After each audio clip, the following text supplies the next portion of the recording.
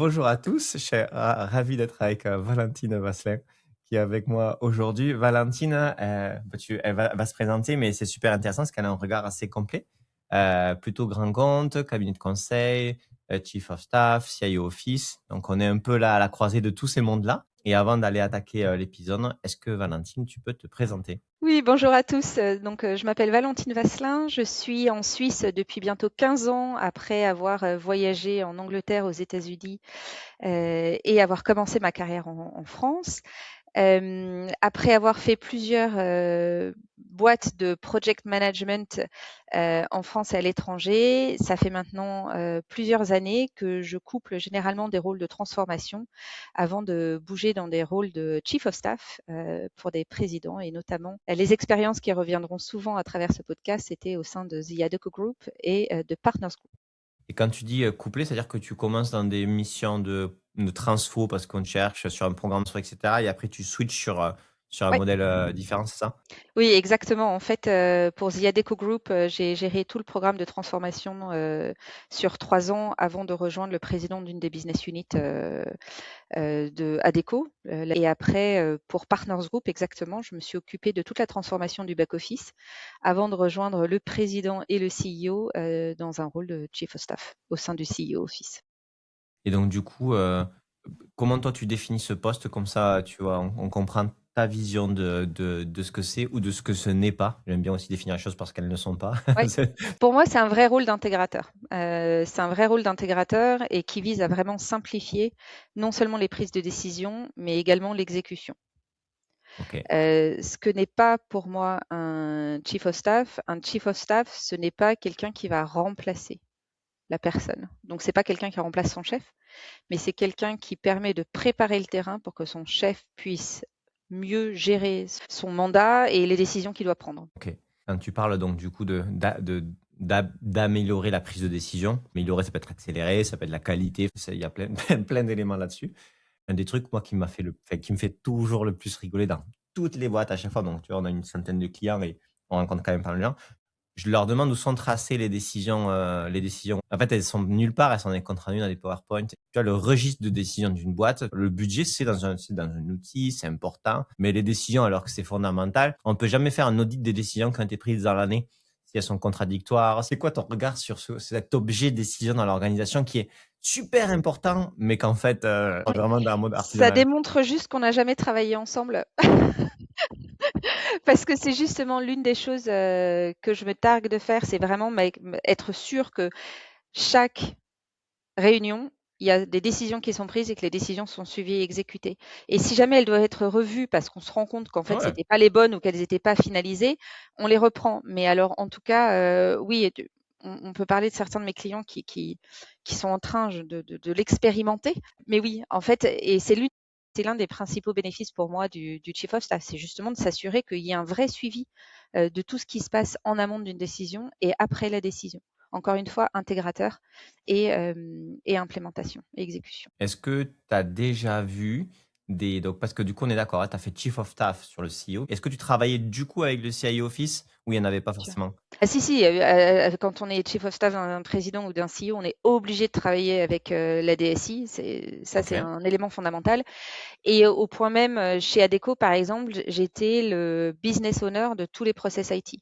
Donc l'IT ne pouvait pas prendre de décision IT sans avoir travaillé avec moi au préalable, parce que je représentais le business dans toutes les décisions IT. Et du coup, en face de toi, tu avais le DSI ou tu avais le CIO Office? J'avais les 2 Tu avais en les 2. général. Et pourquoi? Parce qu'en fait, quand je parlais au DSI, ça permettait de valider l'alignement stratégique. Parce que là, je représentais donc mon chef pour m'assurer que ce qu'on souhaitait pour la BU soit bien compris, soit bien intégré et soit bien traduit. Mais après, quand je travaillais avec le CIO Office, c'était pour toute la réalisation, l'exécution et les ajustements qui étaient nécessaires d'un point de vue business ou d'un point de vue DSI. OK. Mais on passait on s'appelait, je pense qu'on était ensemble à peu près tous les jours. OK. Donc c'était, teamwork, en continu. Exactement, ce que j'aime appeler la co-création. Ouais. Mais du coup, dans cet objectif-là de CIO Office et Chief of Staff, dans les critiques qu'on peut entendre, tu as plein de choses. Tu as l'excès de reporting demandé. Le second point, c'est que il y a des fois cette vision d'être hors sol. en mode, vous voulez qu'on s'organise bien et cetera, mais notre réalité à nous, c'est que, potentiellement, il y a le wifi qui est pété et tu me parles d'un programme de transformation. Ça mélange plein de choses au final et donc du coup, comment on arrive dans une organisation pour, bah, faire avancer les choses, mais en même temps que les gens, se l'accaparent bien, sans qu'il y ait une réaction Mmh. épidermique? Et pour moi, c'est vraiment la valeur ajoutée d'avoir un CIO Office ou un Chief of Staff, parce que finalement, les 2 rôles sont très similaires. L'un s'applique, cross-fonctionnellement, alors que l'autre est plus sur une fonction en tant que telle.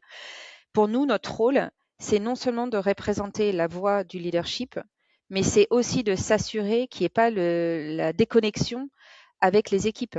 C'est-à-dire que moi, quand j'ai été embauchée, par exemple, à Partners Group, l'une des actions qu'ils m'ont demandé, c'était d'être la petite abeille sur le floor. Donc, c'était OK. vraiment de savoir ce qui se passait, quelles étaient les remontées et quelles étaient vraiment les priorités terrain avant de lancer un programme de transformation hors sol, comme tu dis, parce que c'est vrai et c'est exactement ce qu'il faut éviter. Notre rôle, encore une fois, hein, c'est que l'impact de la personne que l'on sert soit réel et soit bénéfique pour le business, parce qu'une DSI, au final, participe à la réalisation des objectifs d'une société. Donc, c'est fondamental. OK et question bête, mais est-ce qu'on t'a aperçu comme, madame qui demande du reporting? Ça, c'est obligatoire. Il y a toujours une composante qui est vraiment obligatoire. Après, la manière de le faire, c'est d'essayer d'intégrer les problématiques et les attentes du terrain. C'est-à-dire que quand on commence avec un reporting qui fait 90 lignes, 90 KPI, etc. différents, et qu'il y en a qui nous disent, écoute, celui-ci, je peux te le faire weekly, ça va me prendre 3 heures de ma journée. Est-ce que vraiment c'est important? C'est toujours d'avoir ce dialogue et d'ajuster et de faire comprendre, aux demandeurs, aux décideurs et cetera, bon, on n'est pas obligé de l'avoir, à ce rythme-là ou à cette fréquence-là, ou on n'est même pas obligé de l'avoir maintenant. On adapte et on ajuste. C'est aussi notre rôle de voir tout ce qui peut être automatisé, tout ce qui peut être, revu et cetera, et c'est pour ça que c'est le côté très intégrateur de notre fonction. Intégrateur, co-création. Dans l'étude qu'on a fait une étude là, donc du coup sur les CIO Office et Chief of Staff, on a regardé tous les CIO Office sur les 20 dernières années en France, Chief of Staff aussi, on a regardé leurs fiches de poste et cetera. Donc tu vois ce qu'il y a sur LinkedIn, que sur les données sur LinkedIn, donc on a plein pas mal de Mmh. data qui sont intéressantes et une des choses, c'est qu'à chaque fois, dans le top des missions, tu sais, qu'il y a dans les descriptions, c'est, budget, 1er truc, après tu as transformation et gouvernance. En fait, au final, souvent, c'est très lié à budget reporting, tu vois? C'était un peu les trucs, les 2 premiers, c'est ça et Mmh. après on peut avoir ça dit quoi sur le job aujourd'hui en France? Est-ce que c'est normal parce qu'il y a un legacy qu'il faut traiter et que du coup les premiers postes sont comme ça? Est-ce que c'est un dévoiement un petit peu de la fonction, selon toi? Moi, ma perception, c'est que si le rôle du CIO Office se limite uniquement à la gouvernance, et le budget, le CIO Office va échouer. Pourquoi? Parce que, ça, c'est un rôle qui peut être fait, en fait, par de l'administratif pur. Enfin, Chief of Staff rajoute vraiment la dimension d'analyse, de vérification de tout ce qui est reporté, de tout ce qui est dit et de tout ce qui est décidé. Il y a un vrai rôle préparatoire et en fait, moi, ce que je pense et en tout cas ce que j'ai vécu, c'est que si, la description du poste est traduite dans la réalité comme elle est décrite, on a un vrai problème.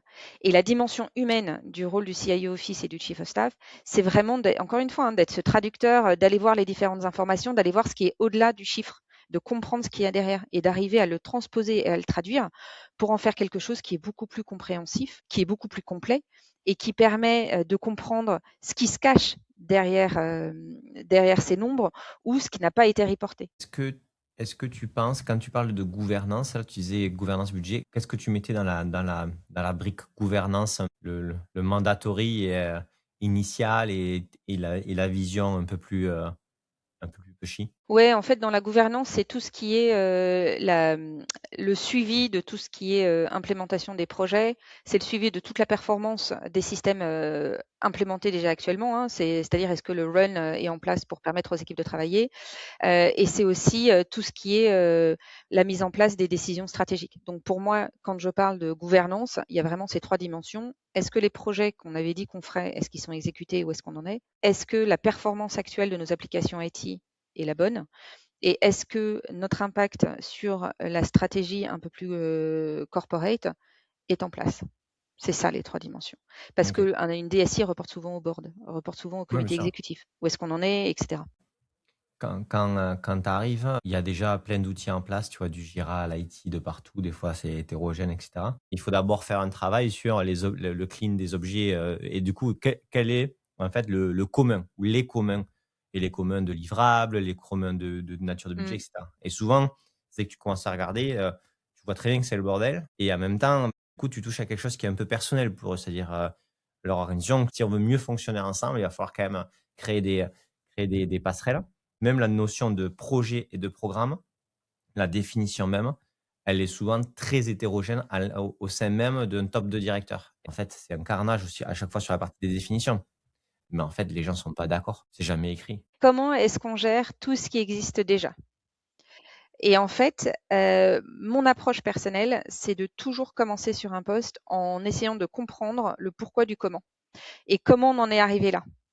Donc c'est vraiment d'interroger tout le monde, de prendre plein de cafés, d'être booké tout le temps, mais uniquement pour écouter. C'est pourquoi est-ce qu'on a décidé que dans Jira, on allait faire le tracking ou le tag de ce projet de cette manière-là? Pourquoi est-ce qu'on a décidé qu'on ferait comme ça? Pourquoi est-ce que...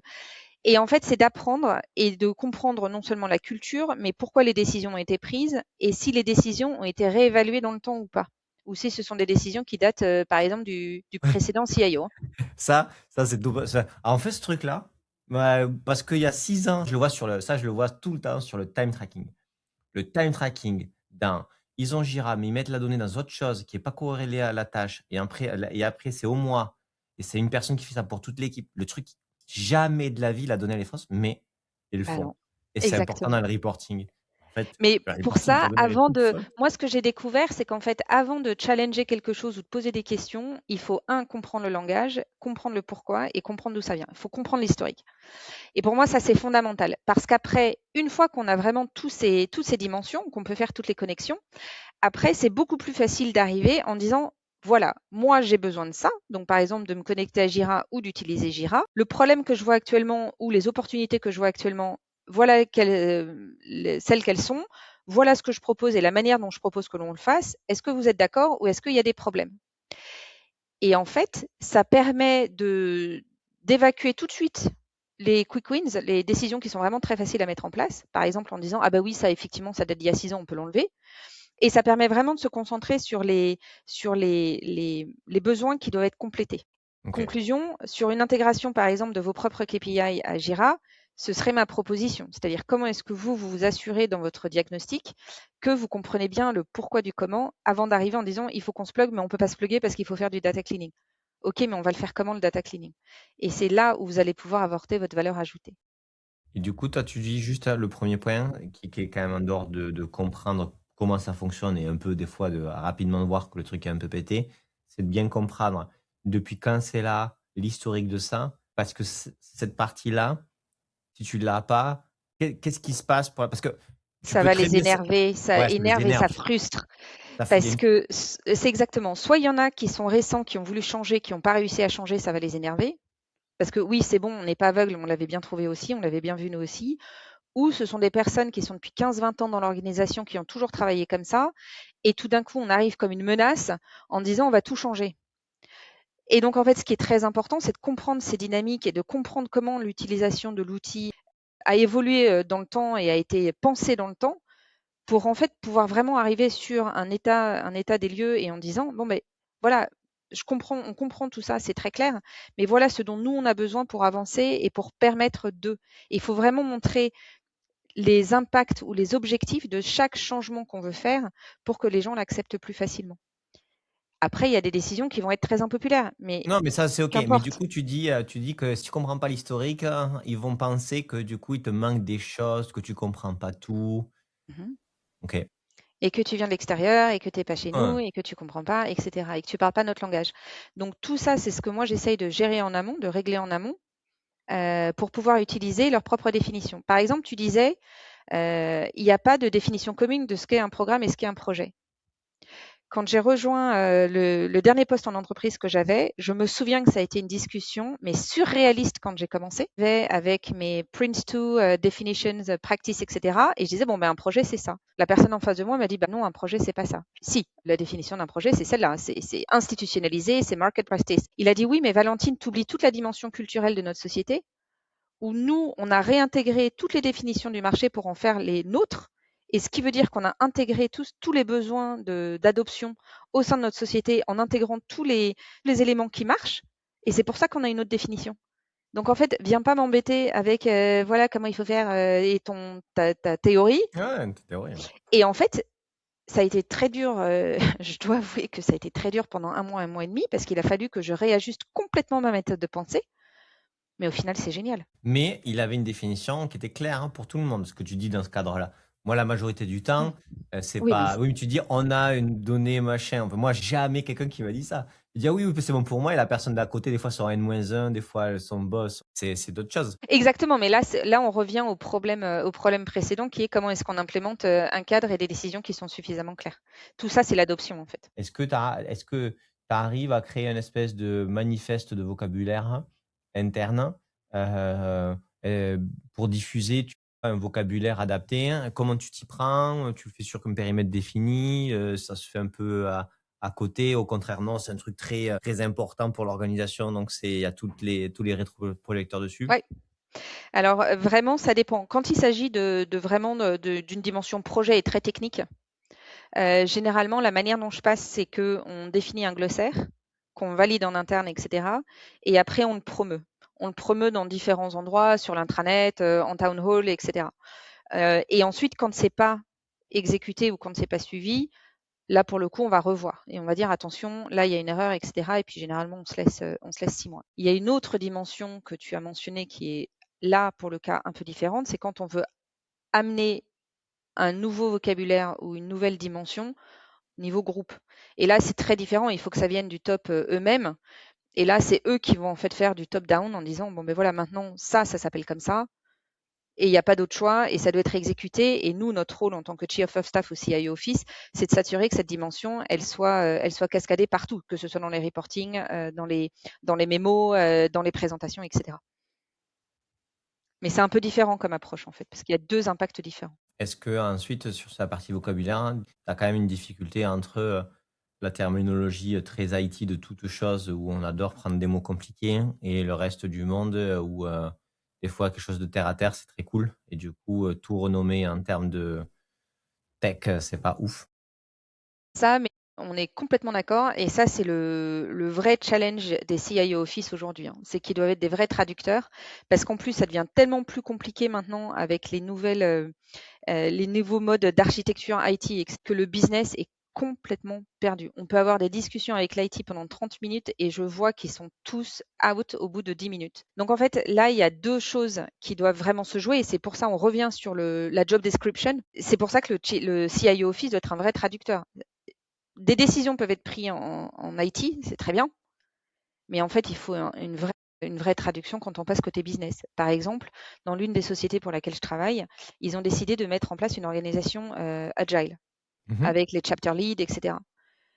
Si quelqu'un pense que le business comprend l'organisation agile au sein d'une DSI, la réponse est non. En fait, ils s'en fichent. Eux, ce qu'ils veulent savoir, c'est moi, je travaille en sales, j'ai un problème sur mon CRM et je veux pas savoir votre cuisine interne, je m'en fiche royalement.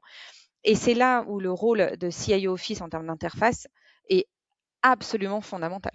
Et c'est Nous, pour ça que juste gouvernance et budget, c'est pas du tout suffisant. on a vu un truc qui était, d'ailleurs, ça nous a été reproché longtemps. Et quand il y a 2-3 ans, quand on a bossé sur RSA, sur la partie capacitaire, etc., on est vite tombé sur le PI planning. Et en fait, on a vu qu'il y avait plein de gens qui faisaient des PI planning super chelous de 7 semaines, etc. Et puis qui commençaient à faire des PI planning d'un trimestre parce que c'était la logique financière de la boîte, business. Et du coup, déjà, d'avoir un même rythme commun.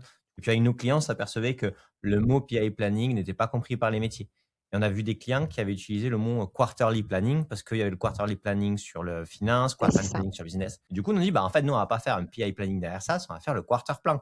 Parce qu'en gros, quand le PI planning était compris par le métier, c'est qu'il était sur une horizon de temps métier et avec un mot qui comprenait. Et je me battais avec elle, mais pourquoi? Bah, on est safe, on respecte la méthode, mais la méthode, le nom aussi, c'est un nom qui parle mieux à votre entreprise et là, tu es dans tes dogmes et dans les trucs. Et même encore Exactement. aujourd'hui, on nous le reproche, mais c'est un PI planning. Bah, aujourd'hui, c'est peut-être un PI planning parce que vous le faites sur 3 ans, mais entre choisir le mot PI planning, où il n'y a que l'IT qui comprend, parce que c'est un framework et le quarter planning où il y a déjà la finance et le business qui l'utilisent plus ou moins. Et surtout qui va permettre une consolidation groupe, hein, parce que ce que la DSI parfois a du mal à comprendre, c'est qu'ils font leur propre reporting, mais que ce reporting, il va rejoindre le reporting RH, le reporting finance, le reporting métier, le reporting, etc.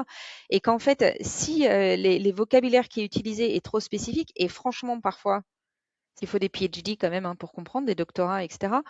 Moi, j'ai essayé de le Ça dire sert à rien. plusieurs fois safe. Je pense que je suis pas assez intellectuellement avancé, tu vois? Je pense que c'est pour une autre typologie de personnes où en gros vraiment tu veux comprendre. Mais même Jira, la manière dont Jira est pensé, c'est très difficile en fait de faire que Jira soit une plateforme de communication métier, parce qu'en fait, la structure de Jira est vraiment pensée DSI. Entièrement d'accord sur les traducteurs et cetera et je pense aussi, tu vois, sur la partie d'utiliser de consolidation, donc il y a le nom, mais il y a aussi le rythme.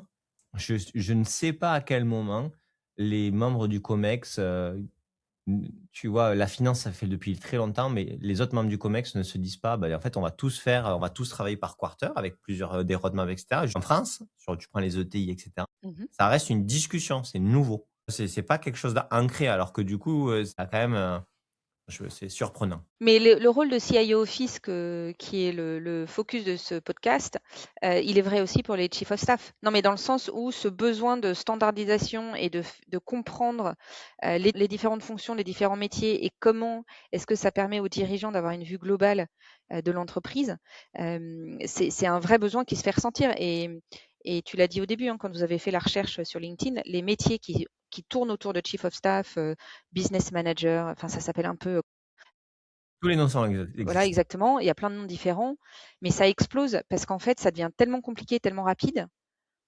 Et il y a une telle pression aussi de tous les investisseurs, le conseil d'administration, etc., qu'il y a besoin de beaucoup plus de transparence et d'arriver à simplifier la Ouais, complexité dans mais laquelle les entreprises évoluent.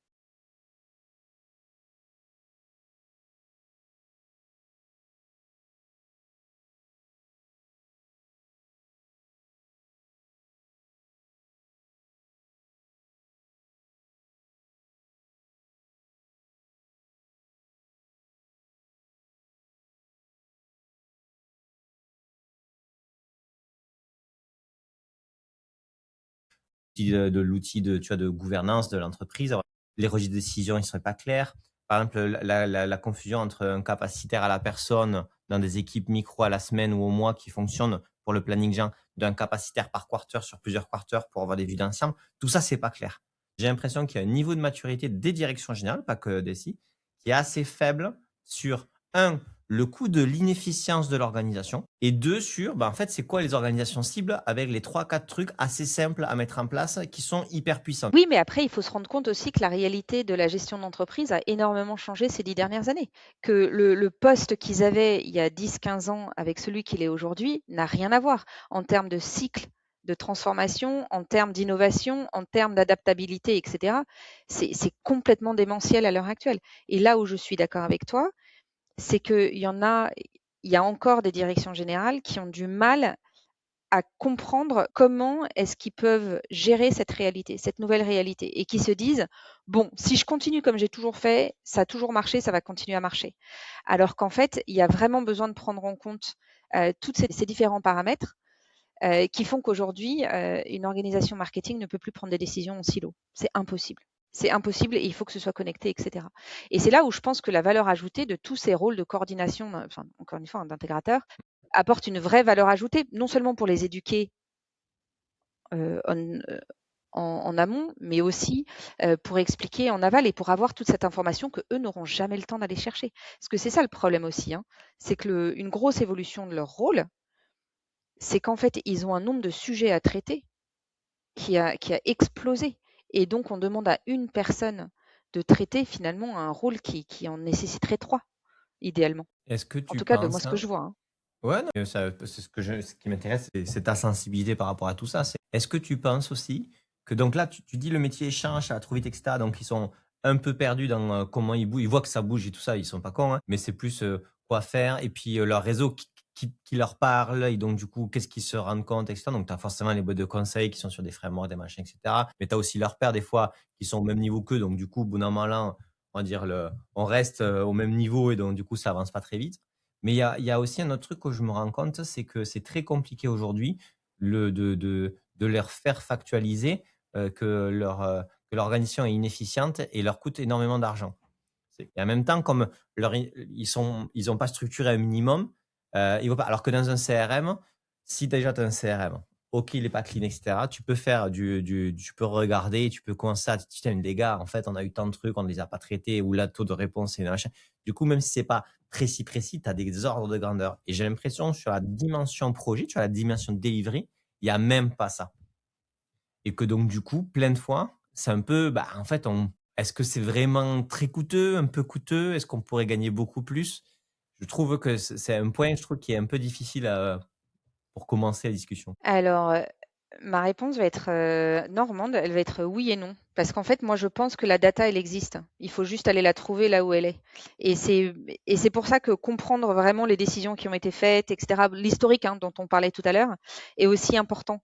Parce qu'en fait, le problème, c'est qu'aujourd'hui, on pense tous que, les datas vont être dans un ERP, un CRM et cetera, alors qu'en fait, elles sont peut-être au niveau de l'équipe. Mmh. Elles sont peut-être, structurées juste dans un SharePoint. Peut-être, on n'en sait pas, on ne sait pas. Mais par exemple, tu parlais de dimension projet. J'ai travaillé avec des entreprises qui ont tout leur tracking projet sur Excel. Ça, la direction générale, elle peut pas le voir puisque c'est sur Excel. Mais quand on va parler aux équipes, quand on leur demande alors comment vous faites, comment ça se passe, et cetera, qu'on essaye de comprendre leur méthode de travail, là, on a l'information et après, on peut faire la consolidation et donner les faits. Donc, là où je suis d'accord avec toi, c'est qu'aujourd'hui, il y a un vrai manque de transparence. Là où je suis pas d'accord avec toi, c'est que pour moi, les données, elles existent et que une nécessité généralement d'un trimestre pour mettre à plat les données existantes et pour faire un diagnostic. OK. Et après Donc pour déjà, dire une avec fois ces données-là, même sur Excel et cetera, tu arrives à recomposer et à bien sûr. recréer un OK, OK. Trop Je cool. dis pas que c'est sympa comme exercice, hein. Je dis que c'est extrêmement fastidieux, Oui, j'adore mais faire ça. c'est ça, j'adore faire ça, mais il m'est quand même très rarement arrivé, de conclure: «La data n'existe tout simplement pas». Parce que cette conclusion, elle est au final assez rare. En tout cas dans l'expérience que moi j'ai eue, hein. OK. Tu parles de co-création, d'alignement, mmh, mais tu n'as pas de dimension hiérarchique et en même temps, tu as une autorité. C'est toujours, des mix un peu spéciaux. Comment cette position un petit peu, c'est pas ambiguë, mais un peu particulière, comment tu arrives à t'en servir et à faire en sorte que les gens, heu, avancent, et qu'il y ait pas de de de comportement de cours de récré? Non? Alors, Ça peut exister, tu vois? si, ça me fait Je dis beaucoup ça rire. comme ça. Mais non, mais en fait, c'est la raison pour laquelle je souris, c'est qu'en fait, les personnes avec qui je travaille, généralement, je les appelle mes piou-piou. Parce Ça que devait être content. je ne sais pas s'ils le savent, mais s'ils le savent pas, ils l'apprennent. Mais en fait, manière dont ça marche, c'est il faut construire sa légitimité. Si un CIO Office, un Chief of Staff ou des rôles comme ça ne sont pas reconnus comme légitimes par ceux avec qui ils travaillent, la cour d'école, va exploser. D'accord? Et je reviens encore sur, la job description. Je pense sincèrement qu'il y aurait un besoin urgent de revoir la description de poste parce que si c'est uniquement gouvernance et budget, il y a un vrai problème. Passons. Si tu montres aux différentes équipes avec lesquelles tu travailles que tu as un impact, que tu peux résoudre des besoins ou des problèmes qu'ils avaient depuis des mois et qui n'avaient jamais réussi à être résolus et que toi tu les résous, ou qu'en tout cas il y a une transparence sur le sujet. Si tu arrives à leur montrer que tu t'intègres à leur méthode de travail, pas forcément que tu les suis à 100%, mais que tu les intègres et que tu les adaptes, etc. Si tu leur montres que effectivement tu arrives à non seulement traduire le message top-down, mais à faire du bottom-up qui est souvent rare et difficile quand tu travailles avec ces niveaux-là, parce qu'ils ont vraiment une capacité d'écoute qui est tellement satellisée par tous leurs sujets, etc. Là, tu vas avoir la légitimité et ça va très, très, très, très bien marcher. Parce qu'il va y avoir une relation de confiance et donc que ce soit un niveau hiérarchique ou pas, finalement, a aucune importance. Moi, dans la plupart de mes postes, j'ai jamais eu de relation hiérarchique, ça m'a jamais empêché de délivrer on time, scope, budget, etc. Parce qu'il faut créer cette légitimité, cette relation de confiance et ces méthodes de travail. Après, dans des rôles de chief of staff, je dois avouer que quand ils savent que tu parles tous les jours au président ou au CEO, ça aide un peu aussi. Forcément, Ça aide un peu aussi, ça aide un peu aussi. Je pense que même beaucoup. ça après, c'est parce que aussi il te donne, ce cadre-là, il dit enfin, c'est pas que toi qui le dis, quoi. Il voit que vous travaillez ensemble, qu'il y a des communications, enfin c'est dans les 2 Oui, sens. Mais ce que je trouvais assez sympa, c'est qu'il y a un de mes chefs à l'époque qui m'avait interdit d'utiliser son nom pour faire passer une décision ou pour avoir l'information dont j'avais besoin. Il m'a dit, si tu es obligé d'utiliser mon nom dans un email pour avoir l'information que tu cherches, ça veut dire que tu n'as pas bien fait ton job. Moi, j'aime bien les petites tactiques comme ça parce que c'est en se concentrant sur des vraies routes causes que tu adresses les choses. Et du coup, c'est pareil tu vois, dans les tactiques organisationnelles, etc. Tu as tellement de choses à améliorer que tu peux te perdre. Mais vraiment, en te disant ça, et ça génère plein de comportements positifs. Il n'a pas besoin de les expliquer.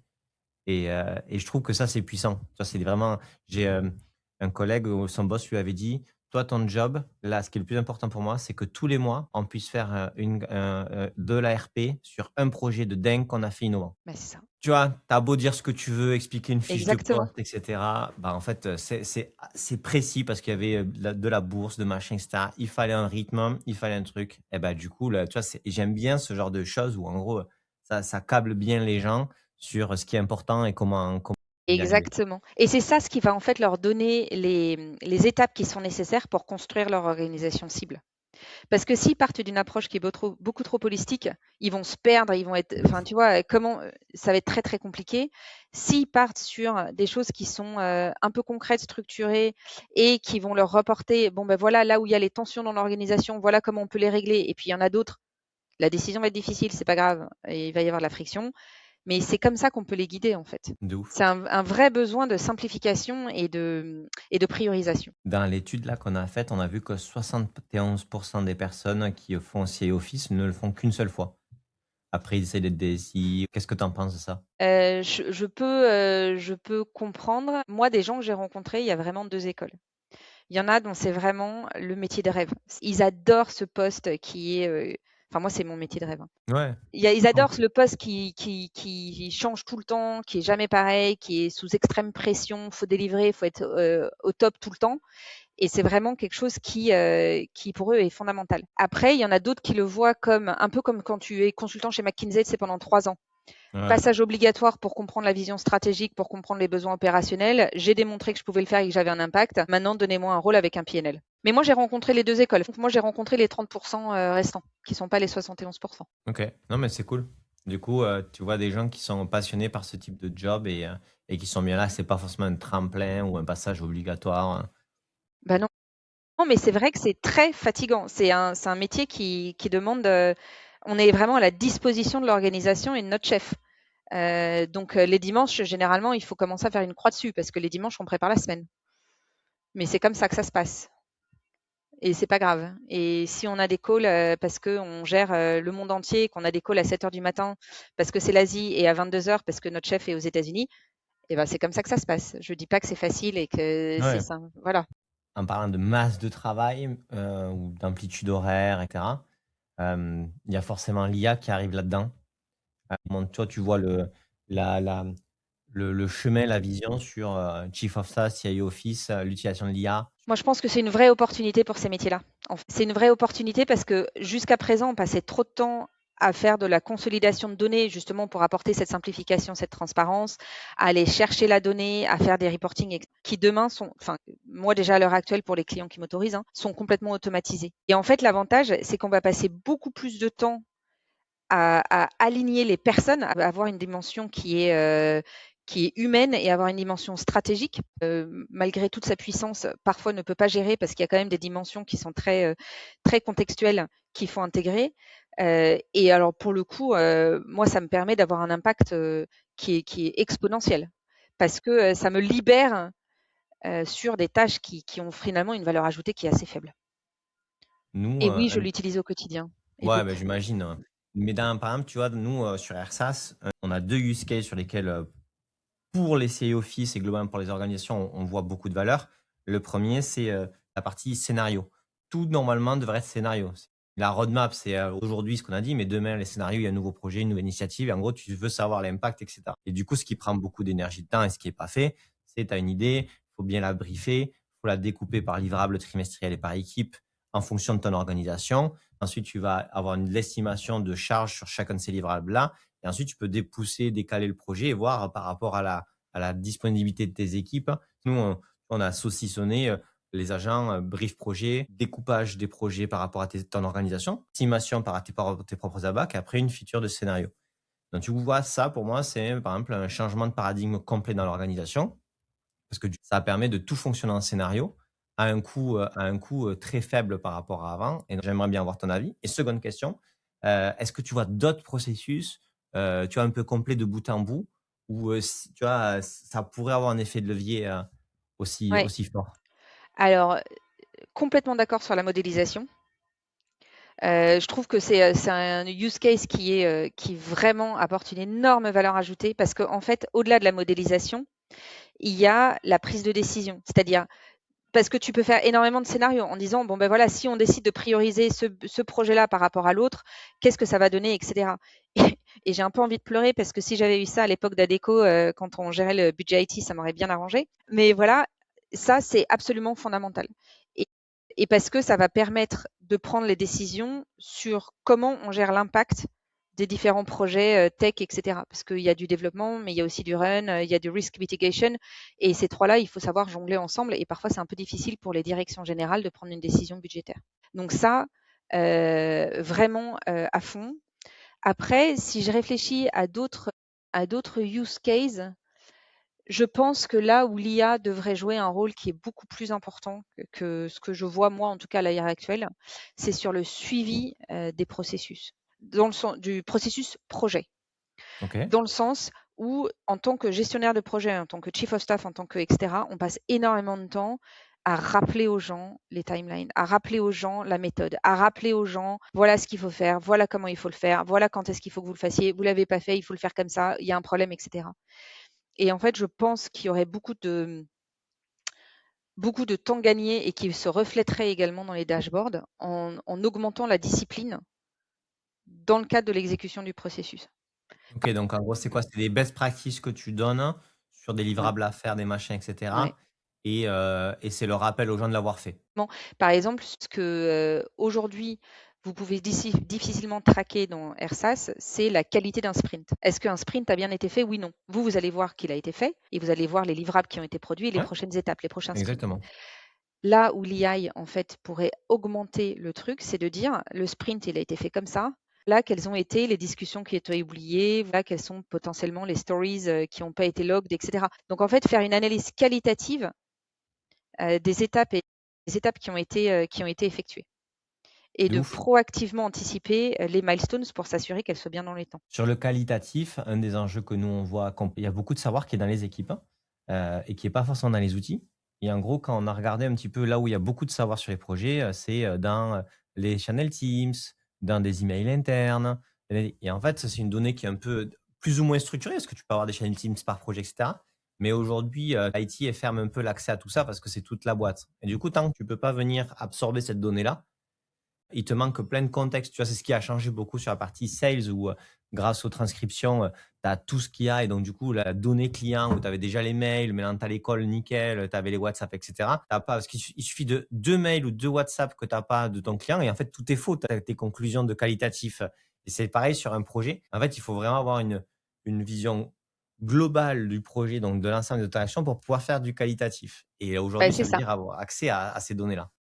On en revient à mes 3 premiers mois où il faut faire l'analyse de là où est l'information et cetera et après montrer pourquoi est-ce que structurer cette information ou en tout cas la restituer sous forme de checklist pour pouvoir mesurer la qualité de l'exécution et cetera est importante et c'est toute cette 1re étape qui est fondamentale quand on prend un rôle de CIO Office ou quand on veut implémenter un outil de reporting est aussi fondamentale, parce que ça va vraiment jouer sur non seulement la structure, mais aussi sur l'utilisation et sur, l'impact, si je OK. résume. Un des trucs aussi que je vois, dans le qualitatif que tu disais, un des use cases sur lesquels on a des réflexions et tu as ton portefeuille de projets, d'initiatives et cetera et à un moment donné, tu as envie d'avoir une vision, roast my, tu vois, stratégie parce qu'en gros, tu as ton portefeuille. Toi, tu peux faire un one pager de ta stratégie et cetera et les choses, elles évoluent donc tu as créé des programmes et cetera mais en fait, il y a des choses qui arrivent machin et cetera et ça serait cool d'avoir mensuellement ou tous les quarters par rapport à tout ce qui a changé, une note qualitative sur, bah, en fait, ton portefeuille, à quel point il est aligné avec ce que tu veux faire et ta stratégie en cours et parce que ça évolue, il y a des retards, il y a si, est-ce que tu as des risques? Est-ce que si ça continue comme ça, tu vois?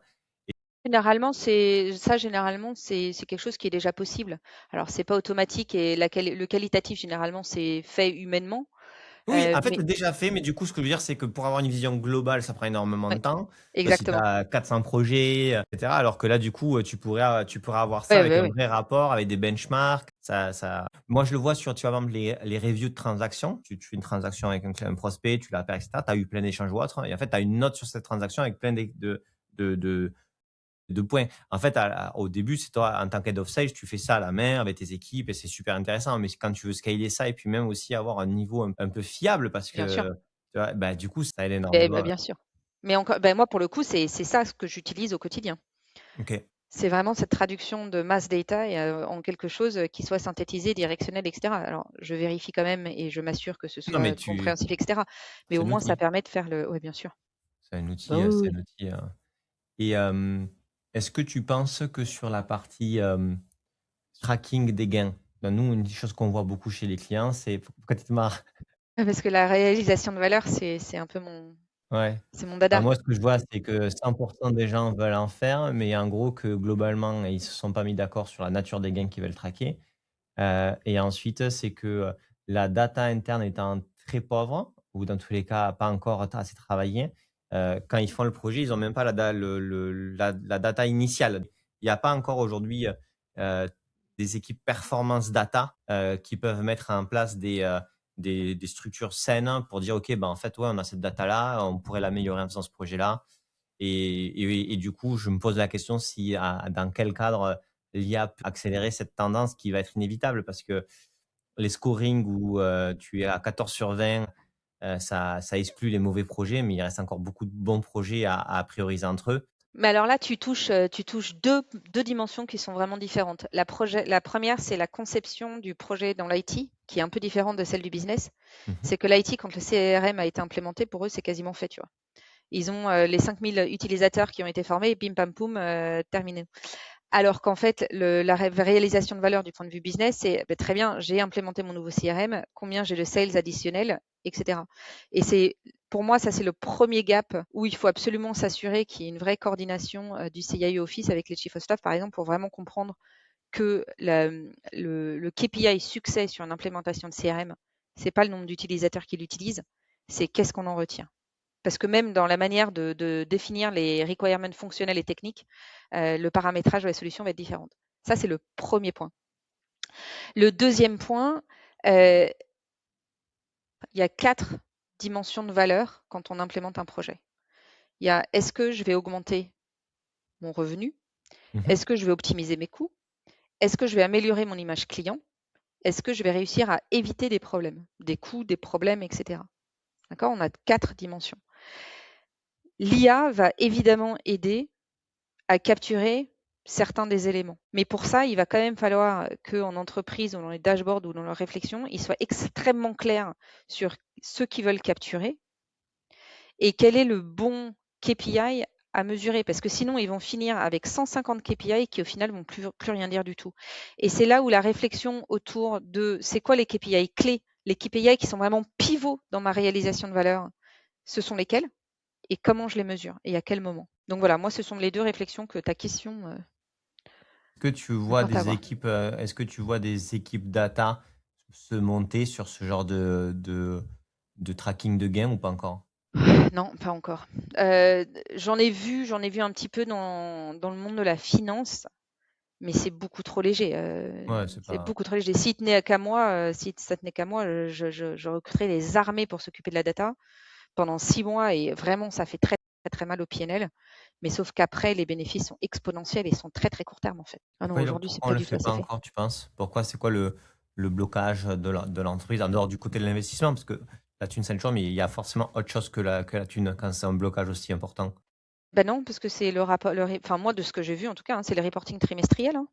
Qu'est-ce qui justifie que j'investisse autant d'argent pour des retours qui seront dans 1 an? OK, ça, c'est plutôt parce que tu es coté en bourse. Parce Non, que tu c'est non, aussi même dans pas? d'autres, non, même pas. Dans notre contexte aussi? Même pas, c'est vraiment la recherche de la performance, que je trouve qui s'est vraiment accélérée, où on a maintenant du mal à justifier des investissements aujourd'hui qui rapporteront dans 3 ans.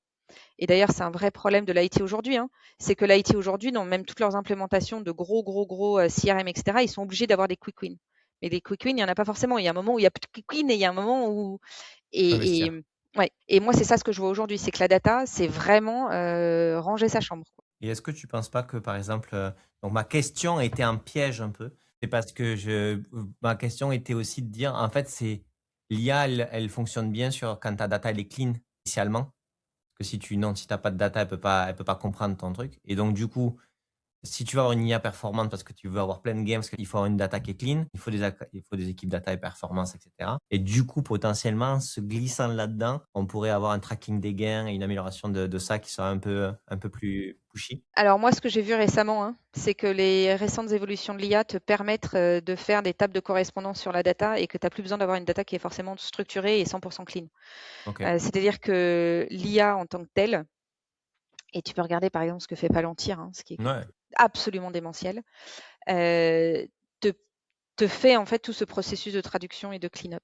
Donc je suis d'accord avec toi pour que déjà le problème de Palantir, c'est le Chinese Walls, donc il y a un vrai problème pour l'utilisation d'entreprise. Donc si tu veux quelque chose qui soit vraiment clean, sécurisé, etc., tu as besoin de faire cet exercice. Mais je pense qu'il ne faut pas uniquement penser que cet exercice est un prerequisite pour commencer, parce que je pense qu'on peut faire les deux en parallèle. Oui, on peut faire les deux. C'est juste que tu te tapes un mur assez rapidement. Tu parlais de quick win, etc., où tu veux vraiment aller sur des process métiers, etc., où il faut avoir des données. Ouais, Ok. exactement. Mais plus tu montres la valeur de la donnée, plus les gens ont envie d'investir dans la donnée. Et en fait, Ça, c'est vrai. aujourd'hui, ils sont submergés par trop de data qui n'est pas de l'information vraiment qualitative ou vraiment pertinente. Ouais, non, mais puis la donnée nulle, enfin, des fois de la donnée qui est fausse et tout le monde sait qu'elle est fausse. Non, mais tu vois, on parlait du time tracking Mm. initialement, là, enfin, au tout Mm. début. Le nombre de tableaux de bord où la donnée, où il n'y a même pas de définition, en fait, de donnée. C'est simple, hein. Ouais, c'est ça. Et si tu n'as pas une définition claire de la donnée, elle vaut rien. Bah, c'est ça. Ou sinon, j'ai rempli, je suis on track sur mon projet. Bah non, Ok. mais tu me dis que tu es on track, mais sauf que le problème, enfin, personne l'utilise. Donc en fait, il y a un petit problème là. Il y a celui-là, et pareil, il y en a une autre qui me fait beaucoup rire, c'est non, non, mais on est on budget pendant 6 mois. Et au du 9e mois, on se rend compte qu'en fait, on a été on budget, c'est-à-dire que tous les mois, on a cramé ce qu'on avait dit, mais en fait, on n'a pas fait 50% du scope. Je dis, bah, en Ah fait, oui, il y a ça si aussi, vous ouais. voulez, bah oui, mais bon, ils étaient on budget tous les mois. Non, mais factuellement parlant, dans le reporting, si le reporting financier, il est vrai et qu'il n'est pas adossé à un reporting sur le scope, j'ai vu ça sur beaucoup d'entreprises. Ouais, ouais. Et en fait, bah ouais, et en fait, en fait, tant que vous irez pas travailler sur une vision partagée du scope que vous voulez faire avec ce budget-là par trimestre, ça c'est forcément, ça va réarriver. Ouais, Et une forme ouais. on parlait des formes d'évidence, des trucs un peu précis et tout. Si vous voulez aligner ça, faut juste se mettre d'accord sur l'avenir, mais à un moment donné, ça va réarriver sinon. Ouais, bah, c'est ça. Non, mais c'est sûr. C'est ouais. Sur ce, Tu sens la peine et la souffrance. Bah non, mais effectivement, ça arrive au quotidien et ça, c'est un vrai travail d'alignement, de mise en accord et surtout de le vivre au quotidien parce qu'en fait, le problème, c'est que les gens ont souvent tendance, notamment quand il s'agit de reporting, etc., à revenir à leurs vieilles habitudes et que tu vas t'aligner une fois pour un trimestre et qu'ils vont pas aimer ce qu'ils vont voir sur le trimestre et donc ils vont dire non, non mais c'est pas grave, on arrête. Tu vois le truc? je vois très bien ça. Voilà, celui-là. Merci Valentine, c'était super intéressant. Merci pour tout. Est-ce que tu as un dernier point sur lequel tu voudrais euh, dire quelque chose ou revenir? Pas de souci. Non, mais moi, ce que je voudrais juste rappeler, c'est que les temps changent et que ça devient vraiment beaucoup plus compliqué, beaucoup plus rapide, et que tous les outils qui permettent d'aligner, de simplifier, de donner plus de transparence, c'est pas optionnel, c'est vraiment obligatoire. Aujourd'hui, il faut tenir compte de tout ce qui vient du top, de tout ce qui vient du floor, etc., et que tout ce qui permet d'agréger ces différents paramètres, c'est fondamental pour demain. Plus de nice to have sur l'organisation, la qualité de l'organisation. Et la performance de l'organisation. Ouais, C'est très bien qualité, résumé. performance. Non, mais c'est intéressant, hein, parce que je pense que factuellement, c'est pas du tout une opinion majoritaire et partagée. Et s'ils peuvent Aujourd'hui, s'autoriser à avoir des organisations non performances à l'heure actuelle, ils ont de la chance. ben, c'est une question, comment on en revient sur s'auto-mesurer ou faire en sorte de mesurer son inefficience pour se rendre compte que ça peut être efficient. Parce que tu vois, par exemple, sur le sales, c'est assez facile. Un sales, tu dis, bah, en fait, on a tant de sales, un sales, ça doit générer tant de cash, et en fait, à un moment donné, tu as t'as des standards un peu là-dessus. Moi, j'ai fait beaucoup de projets d'optimisation du back-office hein, qui sont non-sales, etc.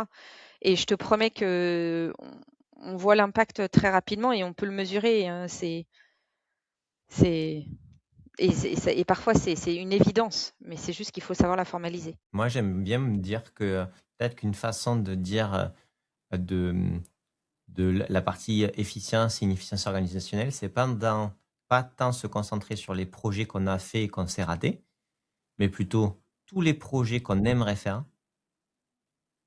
qu'on voit, tu vois, les gaps de sales, de machin. Donc, tu vois, on est orienté métier et qu'on peut pas faire en 1 an ou 2 ans parce que ça coûterait trop cher, qu'on n'a pas les people. Et en disant, ben, peut-être qu'on peut en faire 30%, 40% si on les découpe mieux, si on les fait machin. Et du coup, tu vois, c'est un regard un peu différent que sur le coût de l'historique plutôt que sur le gain futur. Je sais pas comment le faire ni rien, mais je me dis que ça pourrait peut-être être une façon un peu différente d'aborder la problématique. Ouais, complètement d'accord. La liste à l'après-vert qui est non possible et comment tu la rends possible parce que tu resize les gains, tu redécoupes les choses, hein, tu les mets mieux dans les briques par quarter. Fondamentalement, il faut trouver une approche qui soit entre le waterfall et l'agile, en fait, qui Ouais, permette de savoir ce qu'on veut atteindre, mais de le faire de telle manière qu'on apporte des gains au coût de manière qui soit plus adaptée au incrémental. cycle de l'entreprise. Ouais, plus Exactement. incrémental.